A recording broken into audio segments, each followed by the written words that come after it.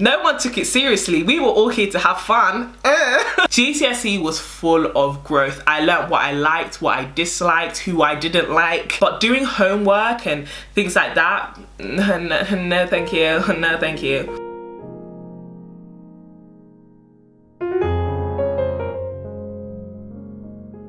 Hey guys, how are you all doing? I hope you're all doing well. I'm coming today to do a highly requested video. Today I'm going to be talking about my GCSE experience. Now, if you've been part of the crew, then you know that I have an A-level experience video, I have my first year Cambridge experience video, and everybody wanted for me to, you know, throw it back and let me do a video on my GCSE experience. Now, if you're new to my channel, welcome to you. Click the subscribe button, you know, join the crew. That rhymed! But click the subscribe button, please, thank you. And yeah, my name is Courtney Daniella. I am a second year student here at the University of Cambridge and I study HSPS. The GCSEs that I got were 4 A stars, 5 A's and a B. At A level in first year I got 4 A's, second year an A star, 2 A's, and that's how I got into Cambridge. So yeah, let's get right into the video. If you're not from the UK, then GCSEs are basically a bunch of exams which you take to get a bunch of qualifications, which kind of are your first official set of qualifications which are recognized around the country and internationally as a certificate of secondary education. Between the ages of 11 and 16, everyone in the country is required to go to secondary school. I went to a normal state school. My school was just, you know, wasn't the best in the borough at the time. Actually had a really bad reputation. So when I started my GCSEs, I was in year 10, which is 14, I believe you're 14. Yeah, I was 14 when I started and you finish when you're 16. So it's 2 years. And the beginning of those 2 years were a bit of a wreck. Like, I didn't take anything serious, similar to everybody else in my school. My school wasn't known for having good grades and anything like that. You know, it was a Catholic school, so they wanted us to be well put together young ladies and they wanted us to focus on our studies and they wanted us to achieve the best and blah, blah, blah, blah, blah. No one took it seriously. We were all here to have fun. We were just having fun. We were 14-year-olds, we were teenagers, and usually when you get to year 10, it's like a new mark of independence, which is that, like, I'm a teenager, I'm in the prime of my teenage years. Everybody leave me to live my life. And I had a similar sort of mindset. I was free to do what I wanted. I went to school by myself. I could come back whenever I wanted. And I had a friendship group that was filled with just so much banter, and GCSEs were just gonna be a fun time. And because we were having so much fun, no one really paid attention to the GCSE bit.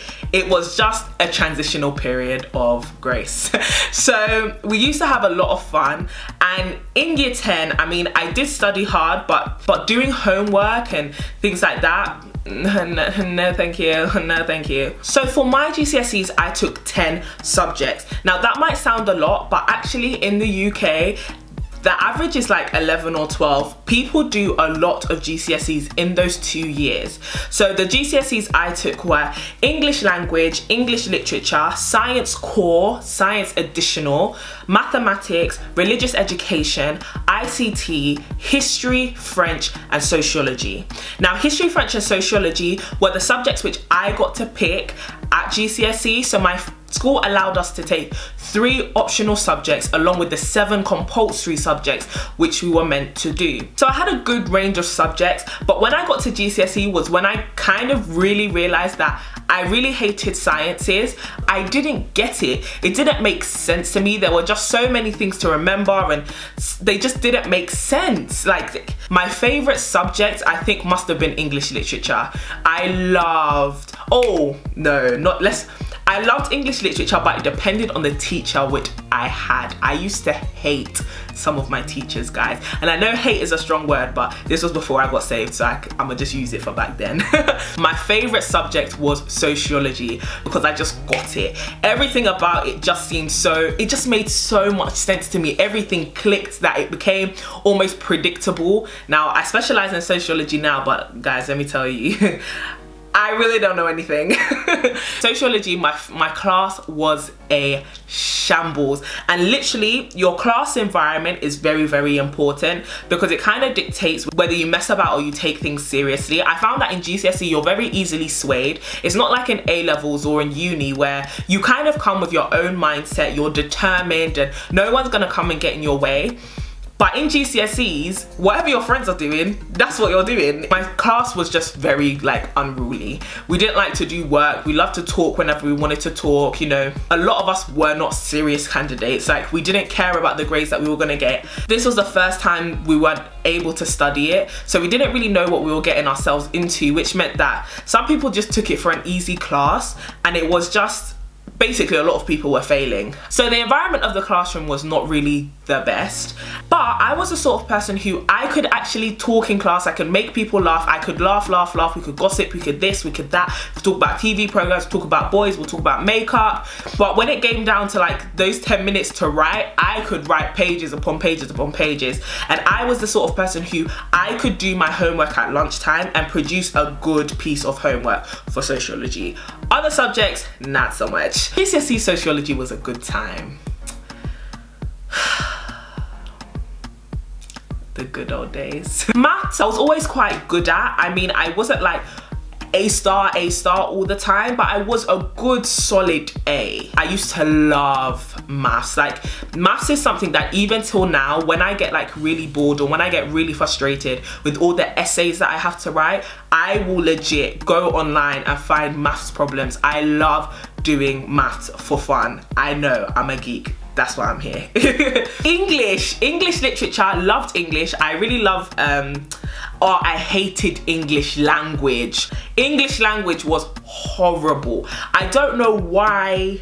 I can't even remember some of the things we did. I just remember we had a lot of controlled assessments in English language. And the controlled assessments is basically like, when I was doing my GCSEs, that was when they had just scrapped coursework. Coursework is basically, here's a question, you've got like this term or the whole year basically. When you go home, you can research by yourself and you can write up whatever you want. It was basically like how you work in university. But I think over the last decades, they have found that people would go home and they'll get so many secondary sources, they wouldn't reference them, they would just, you know, a lot of plagiarism was happening basically. So they decided, okay, we're gonna keep that sort of style of creative writing and, you know, giving you time to do your own research and stuff, but we're not going to let you write it at home. We're going to make you come into the classroom and have somebody watch you, and you can bring in just a few resources and you're gonna write up the question. I did like them. It did allow me to get my creative juices flowing, but English language was not my favorite subject. So then for English literature was beautiful.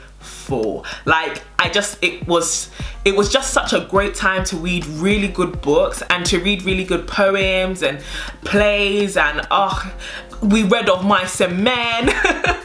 If you remember Of Mice and Men, comment down below. Of Mice and Men was amazing. George and Lenny. And the thing is, Of Mice and Men had been done so many years in so many countries that there was really, you couldn't fail. There was too many resources, there were too many blog posts, too many YouTube videos for you to fail Of Mice and Men. Like, it was so simple, and honestly, it was a great book as well, and it really did open my mind to seeing the connection between, you know, literature and sociology and even history as well. So it was an amazing subject. History, I took history as well. History went kind of good. I had one teacher that was a bit every year I had like, every year in year 10 and year 11 I had 2 modules to each subject, and it was always one of the modules in history were disgusting, the other one was fantabulous, and it carried on that way until A2. So I don't know if they just decide to balance it out with torture and pleasure. I don't know what they do there, but it went quite well as well. I got an A star in that.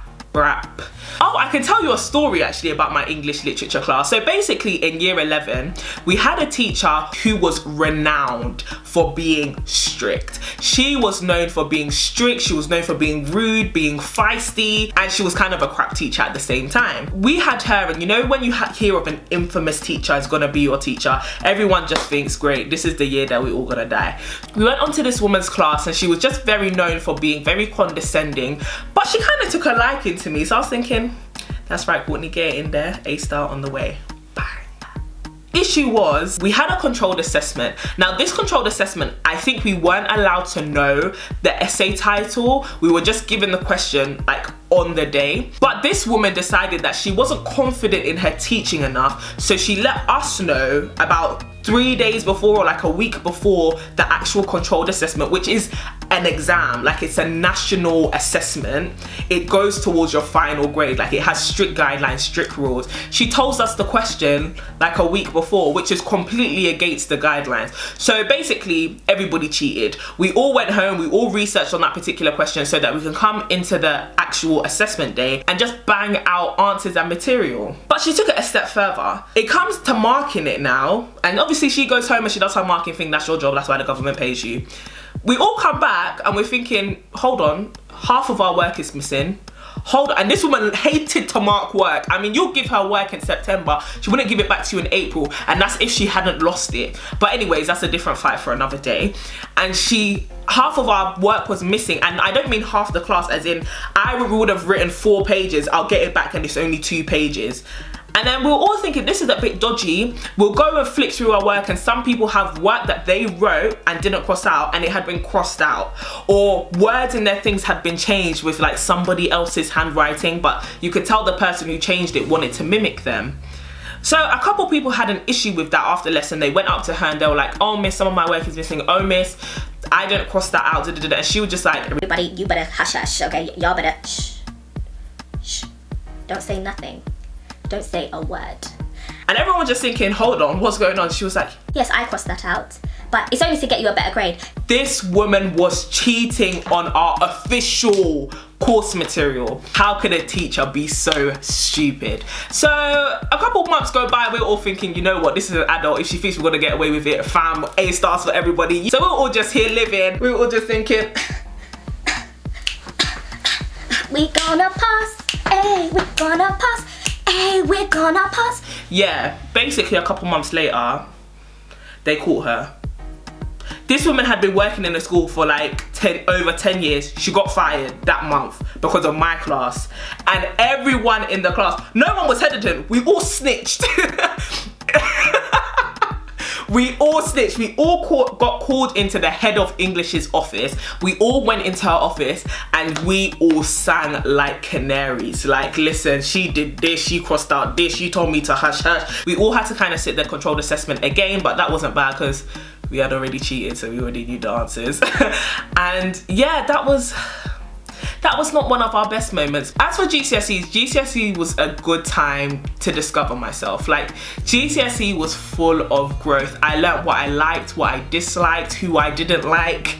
I learned, you know, the subjects which I wanted to take. And when you finish your GCSEs, you kind of know the sort of person you want to be. You know if you want to go into humanities, you know if you want to go into sciences. It separates people out. It was such an amazing time. Like, GCSEs, if I could do that again, I think I would do it again. Despite the fact, like I said, it's time to figure out who you are, but it's also a time where a lot of people criticize you for who you are. You know, at GCSEs, there's so many students. In my year, there were 180 people in my year alone, and everyone kind of has an opinion on what you should be or who you should be as a young black girl coming from a school that's not that great. And if you're not lucky enough to have a circle around you who encourage your success and your academic growth, you get clowned a lot. And I saw that happen to a lot of girls. I was lucky to be surrounded by, I mean, the majority of my year group. We all used to mess around. Yeah, we all used to tease.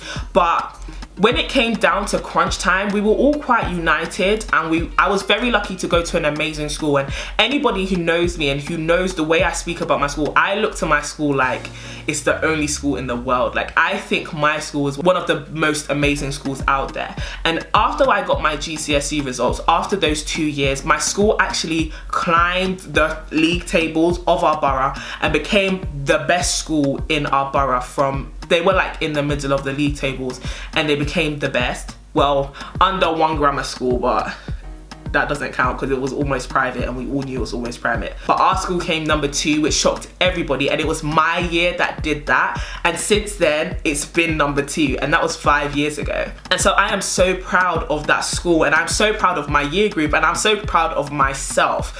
I got 4 A stars, 5 A's, and 1 B. The B was in French. My French class was a shambles, Renee can tell you. My French class was atrocious. Every time I see my teacher till now, don't talk to me. Everything kind of worked out for my good. If anything, I would say the biggest tip for GCSE is enjoy your time. Like, as much as you have a lot of subjects to do, you don't study those subjects to nearly as much depth as you do in A-level at uni. To be honest, it's like the easiest time academically you will have. So make sure you have a lot of extracurricular stuff to do. Make sure you form good friendships, and really be happy with your youth. Don't grow too much. Don't feel like you have to go partying. Don't have to start wearing makeup. You don't have to start wearing weave. Like, enjoy yourself. But also bear in mind that you do study 10 subjects or more, and those do really become the foundation of your academic CV. Those, you know, you do have to put your GCSEs on your CV. You do have to achieve a good grade in English and maths in particular. You do have to, you know, still do something that will make you proud. So definitely still bear that in mind. In terms of revision, I would say I just made sure I understood everything that I had learned in class.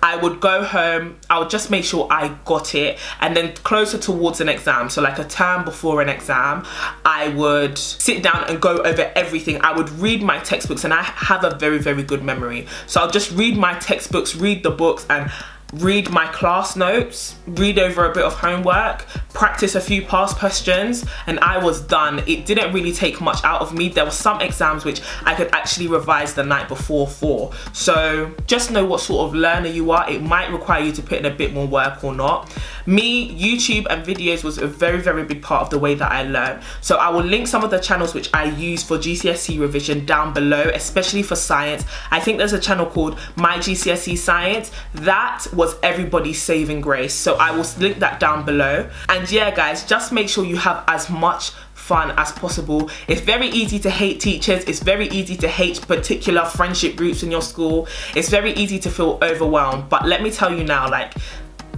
this is an amazing time for you.